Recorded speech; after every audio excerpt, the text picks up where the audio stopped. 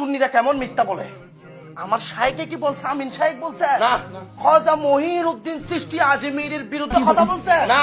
তো কি বলছে? খাজা বাবা বুয়া খাজা বাবা বুয়া বুয়া বলছে যে, কিন্তু খাজা মহিউদ্দিন চিশতি আজমিরের পক্ষে কথা বলে না।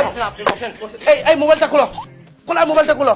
হ্যাঁ এই দেখেন এখানে লিখতেছে যে খাজা বাবা বুয়া না, তোদের আমিন বাবা সরস্বতী গোষ্ঠী বুয়া। এটা কেমন কথা?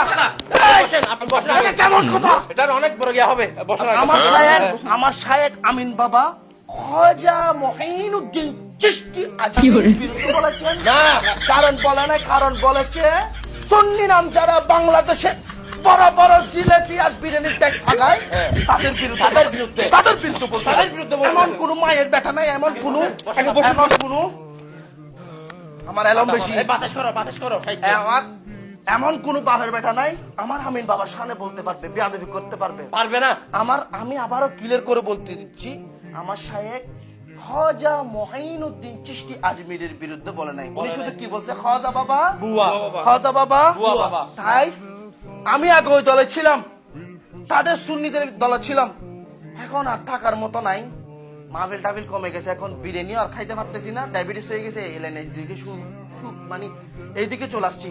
তাই সেজন্য এমন কোন বাপের বেটা নাই, আমরা খাজা মহিউদ্দিন আজমিরিকে আমরা মানি। আমরা শুধু বলছি খাজা বাবা খাজা বাবা এই সরে খাজা বাবা এই বসেন এটা অনেক বড় একটা সমস্যা নাই, সমস্যা নাই, এটাই শেষ কথা, এটাই শেষ কথা, এটাই শেষ।